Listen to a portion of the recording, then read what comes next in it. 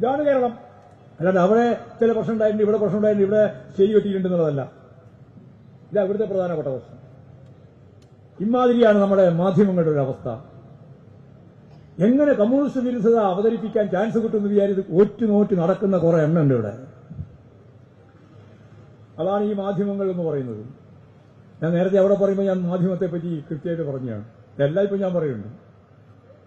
ഇപ്പൊ ഇവിടെ ചില മാധ്യമങ്ങൾ അങ്ങ് അവിടെ ഇങ്ങനെ നിൽക്കുന്നുണ്ട്. ഞാൻ എന്തെങ്കിലും അബദ്ധം പറയുമോ എന്ന് നോക്കാൻ വേണ്ടിയിട്ടാണ്. അതാണ്ട് എന്റെ പ്രസംഗം കൊടുക്കാനൊന്നുമല്ല. സമ്മേളനം സഖാവില്ല എൻ.വി. ഗോവിന്ദനെ ഉദ്ഘാടനം ചെയ്തു. ഒറ്റ വാചകം ഉണ്ടാവും നാളെ. പക്ഷെ ഇവിടെ നിൽക്കുന്നതെന്തിനാ? ഞാൻ പറയുമ്പോൾ എന്തെങ്കിലും അബദ്ധം കമ്മ്യൂണിസ്റ്റ് പാർട്ടിയെ സംബന്ധിച്ച് പറഞ്ഞു പോവോ, എങ്കിലും അത് കിട്ടിയല്ലോ, അത് കിട്ടുമല്ലോ എന്ന് വിചാരിച്ച് നിൽക്കുകയാണ്.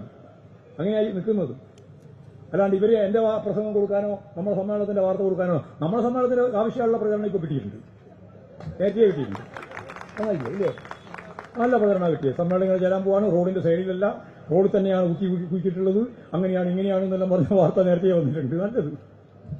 എല്ലാറ്റിനും ഒരു പോസിറ്റീവുണ്ട്, ഒരു നെഗറ്റീവുണ്ട്. ഈ മാധ്യമങ്ങൾക്ക് അറിയില്ല. എല്ലാറ്റിനും ഒരു വൈരുദ്ധ്യാത്മകതയുണ്ട്. എന്ന് പറഞ്ഞാൽ ഒരു പോസിറ്റീവ് ആണെങ്കിൽ മറ്റൊരു നെഗറ്റീവ് അതിന്റെ കൂടപ്പുറപ്പായിട്ട് തന്നെയുണ്ട്. നിങ്ങൾ നെഗറ്റീവ് ഉണ്ടാക്കാൻ വേണ്ടിയിട്ടാണ് പ്രവർത്തിക്കുന്നതെങ്കിലും ആ നെഗറ്റീവിന്റെ ഒപ്പം തന്നെ ഒരു പോസിറ്റീവും ഉണ്ട്. ഒരു മനുഷ്യൻ തന്നെ രണ്ടാണ്. ഒരേ ഒരു മനുഷ്യനെ നമ്മൾ കാണുന്നു.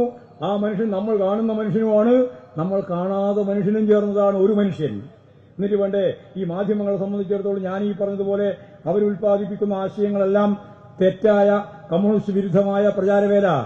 ലോകത്ത് കമ്മ്യൂണിസ്റ്റ് വിരുദ്ധ പ്രചാരവേലക്ക് ഇത്രയധികം കൂടുതൽ ആശയ ഉൽപാദനം നടത്തുന്ന വേറെ ഒരു സ്ഥലവും ഈ ഭൂമുഖത്ത് കേരളത്തെ പോലെയില്ല. എല്ലാം കമ്മ്യൂണിസ്റ്റ് വിരുദ്ധ ആശയം മാത്രമല്ല, ഒപ്പം വലതുപക്ഷ ആശയങ്ങൾ നിർമ്മിക്കുന്ന വലതുപക്ഷ ആശയങ്ങൾ നിർമ്മിക്കുന്ന ഇതുപോലുള്ള കേരളം പോലുള്ള മാധ്യമങ്ങളും വളരെ കുറവാണ് ലോകത്ത്. ഇവരെ യഥാർത്ഥത്തിൽ ഇവരാ പ്രതിപക്ഷം. പി.ഡി. സതീശനെ വെറുതെ പറയാമെന്ന് മാത്രമേ ഉള്ളൂ. എന്ത് സതീശൻ?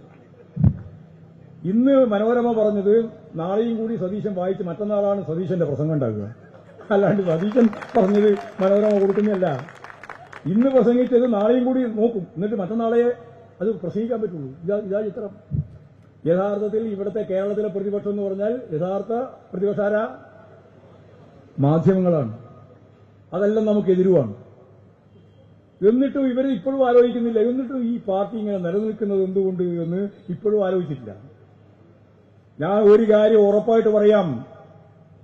കേൾക്കുന്നതിന്റെ അപ്പുറം കേൾക്കാനും വരികൾക്കിടയിൽ വായിക്കാനുമുള്ള മലയാളിയുടെ ശേഷി കൊണ്ടാണ് communist party of India Marxist നിലനിൽക്കുന്നത്.